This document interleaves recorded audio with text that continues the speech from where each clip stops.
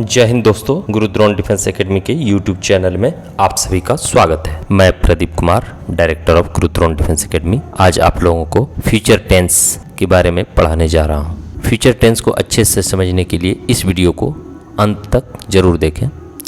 यदि आपने मेरा टेंस पार्ट 1 एंड पार्ट 2 का वीडियो नहीं देख तो उसे देख लें ताकि आपको फ्यूचर टेंस अच्छे से समझ में आए।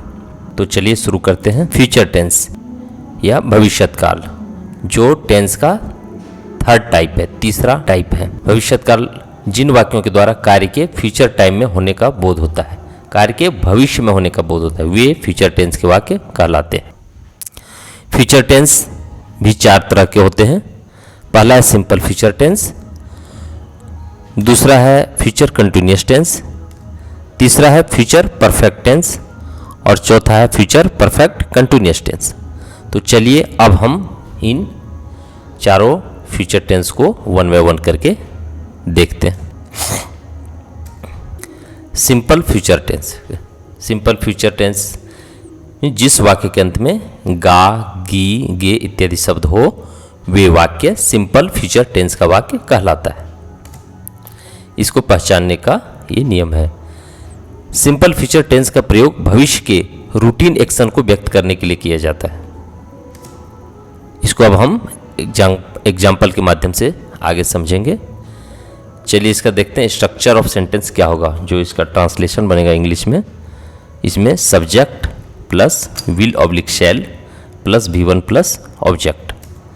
Structure of negative sentence subject plus will oblique shall plus not plus V1 plus object.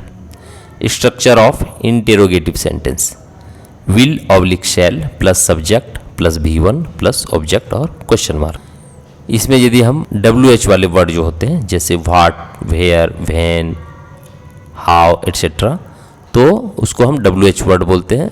उसका यदि हम यूज करते हैं तो सबसे पहले WH वाले वर्ड आएंगे, उसके बाद आपका शैल ऑब्लिक विल, ये हेल्पिंग वर्ब है यहाँ पे, वो आएगा।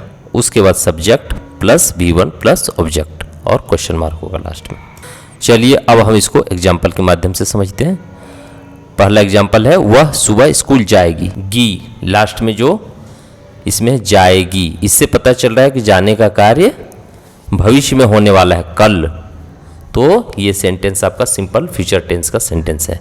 इसका ट्रांसलेशन होगा she will go to school in the morning. Format के अनुसार इसका ट्रांसलेशन हुआ है। क्या वह सुबह स्कूल जाएगी? Will she go to school in the morning?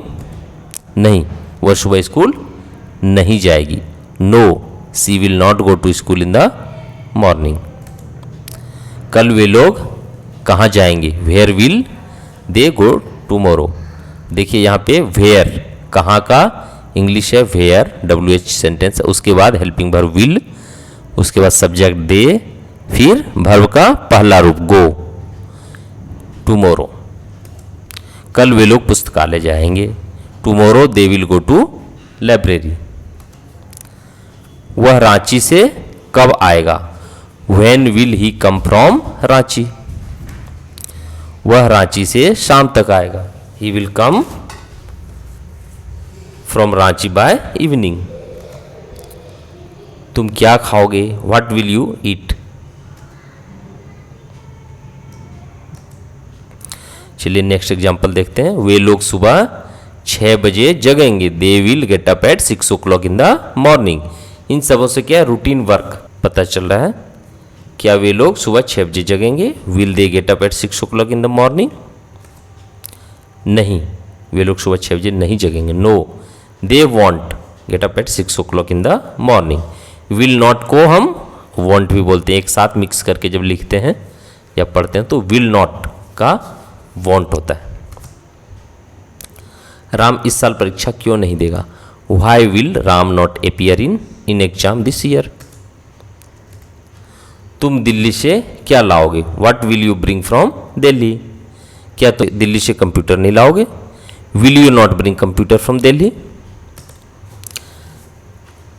नहीं, मैं दिल्ली से कंप्यूटर नहीं लाऊंगा। No, I will not bring computer from Delhi.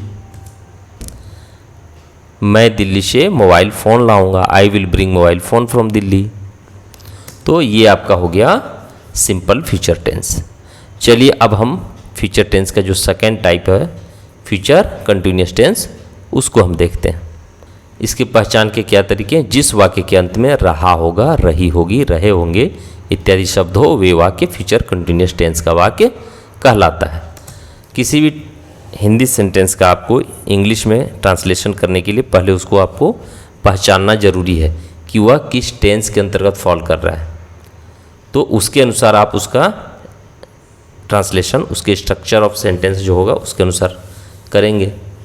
तो ये आपको जानना बहुत ज़रूरी है। फ्यूचर कंटिन्यूस नाम से पता चल रहा है कोई भी कार्य फ्यूचर टाइम में लगातार कंटिन्यूस चल रहा हो, इस चलने का बोध होगा। इन वाक्यों से फ्यूचर टाइम में कार्य के लगातार जारी होने का बोध होता है। जैसे एग्जाम्पल हम देखते हैं, हम लोग स्कूल जा रहे होंगे, जाने का कार्य फ्यूचर में हो रहा होगा। वे लोग हंस रहे होंगे इत्यादि। मीन्स हम प्रेजेंट में बात करते हैं फ्यूचर का। तो सबसे पहले देखते हैं एफर्मेटिव सेंटेंस का।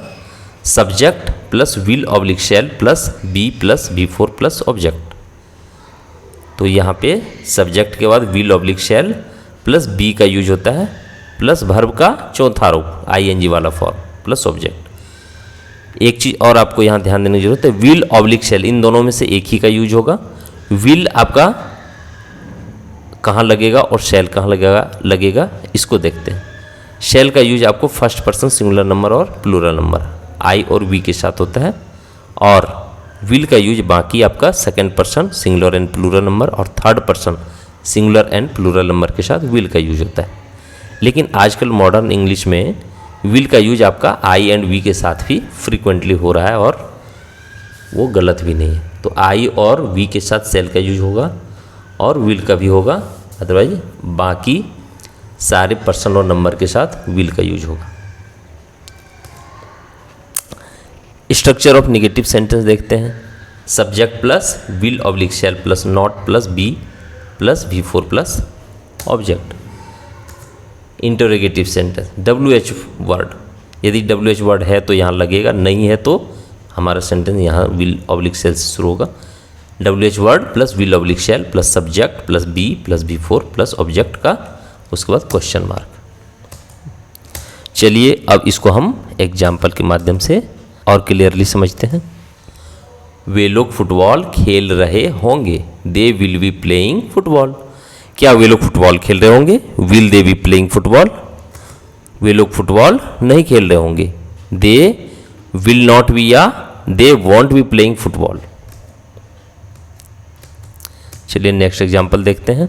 मैं एक कहानी पढ़ रहा होऊंगा, I shall be reading a story. क्या मैं एक कहानी पढ़ रहा होऊंगा? Shall I be reading a story? मैं कहानी नहीं पढ़ रहा हूँगा, I shall not be reading a story. तो इन सारे सेंटेंस से क्या पता चल रहा है कि फ्यूचर में कोई कार्य लगातार चल रहा होगा। नेक्स्ट एग्जाम्पल देखते हैं। लड़के मैदान में दौड़ रहे होंगे, boys will be running in the ground, या boys will be running in the field. लड़कियां कबड्डी खेल रही होगी, girls will be playing kabaddi. किसान अपना खेत नहीं जोत रहा होगा, the farmer will not be ploughing his field. चलिए फ्यूचर टेंस का जो थर्ड टाइप्स है फ्यूचर परफेक्ट टेंस, इसको हम देखते हैं। इसका पहचान के लिए क्या तरीके हैं, क्या नियम है? जिन वाक्यों के अंत में या होगा, ये होगी, ये होंगे अथवा चुका होगा, चुकी होगी, चुके होंगे इत्यादि शब्द हो, वे वाक्य फ्यूचर परफेक्ट टेंस का वाक्य कहलाते हैं। इन वाक्यों से कार्य के भविष्य में पूरा होने का बोध होता है। इन वाक्यों से क्या पता चलता है कि भविष्य में कोई कार्य पूरा हो गया होगा या हो चुका होगा। एग्जाम्पल से हम इसको और क्लैरिफाई करते हैं। एग्जाम्पल है जैसे हम लोग स्कूल जा चुके होंगे, वे लोग फुटबॉल खेल चुके होंगे। तो ये सारे सेंटेंस जिसके लास्ट में चुके होंगे, चुकी होगी, चुका होगा इत्यादि शब्द हो, वे फ्यूचर परफेक्ट टेंस के वाक्य कहलाएंगे। अब चलिए इसका हम स्ट्रक्चर ऑफ सेंटेंस देखते हैं क्या है। इसमें है subject plus will oblique shall plus have plus V3 plus object. तो यहाँ पे विल और शैल जो है as a helping verb use हुआ है, और ये मॉडल भी है जिसको आप हमारे मॉडल वाले चैप्टर में पढ़ेंगे। विल और शैल मॉडल भी है, मॉडल का यूज करके हम सेंटेंस को फ्यूचर टेंस में व्यक्त करते हैं। तो विल ऑब्लिक शैल मॉडल के बाद वर्ब का पहला फॉर्म यूज होता है। हैव, जो हैव भी वर्ब है, और उसके बाद वर्ब का तीसरा form V3 plus object. Have का जो यूज है वो हर पर्सन और नंबर के साथ होगा। ही के साथ भी हैव होगा, सी के साथ भी हैव होगा, और सिंगल नेम के साथ भी हैव होगा। हैज का यूज यहाँ नहीं होगा। क्यों? क्योंकि मॉडल के बाद V1 फॉर्म लगता है, तो हैव V1 फॉर्म है, हैज V5 है, तो V5 यहाँ नहीं होगा। नेक्स्ट है structure of negative sentence. Subject plus will oblique shall plus not plus have plus V3 plus object. Formation of interrogative sentence क्या होगा? Will oblique shall plus subject plus have plus V3 plus object और question mark. यदि WH word है तो सबसे पहले यहाँ WH word आएगा, उसके बाद विल ऑब्लिक शैल होगा। चलिए अब हम इसको एग्जाम्पल के माध्यम से समझते हैं। पहला एग्जाम्पल है, उसने खाना खा लिया होगा या वह खाना खा चुका होगा। तो he will have had meal या he will have finished meal. तो इसका होगा he will have had meal. क्या वह खाना खा चुका होगा? Will he have had meal और will he have taken meal. Have a meal, खाना खाने को हम बोलते हैं हैव ए मील या टेक ए मील, तो इसलिए दोनों यहाँ सही है। Will he have had meal और विल ही हैव टेकन मील।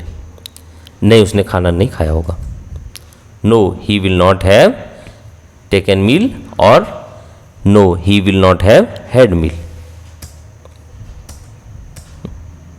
वह घर पहुंच गई होगी या पहुंच चुकी होगी। She will have reached home. क्या वह घर पहुंच गई होगी? Will she have reached home? नहीं, वह घर नहीं पहुंची होगी। No she will not have reached home या she won't have reached home. चलिए अब हम फ्यूचर टेंस का चौथा type that is future perfect continuous tense को समझते हैं। इसके पहचान के क्या तरीके हैं? जिन वाक्यों के अंत में ता रहा होगा, ती रही होगी, ते रहे होंगे इत्यादि शब्द हो, वे वाक्य फ्यूचर परफेक्ट कंटिन्यूअस टेंस का वाक्य कहलाता है। इन वाक्यों से कार्य के भविष्य काल में लंबे समय तक लगातार जारी होने का बोध होता है। जैसे कोई कार्य लंबे समय से चल रहा होगा। एग्जाम्पल देखते हैं, हम लोग 4 वर्षों से इस स्कूल में पढ़ रहे होंगे, या हम लोग 4 वर्षों से इस स्कूल में पढ़ते आ रहे होंगे, दोनों सेम है। वह 2 घंटे से खेल रहा होगा या वह 2 घंटे से खेलते आ रहा होगा।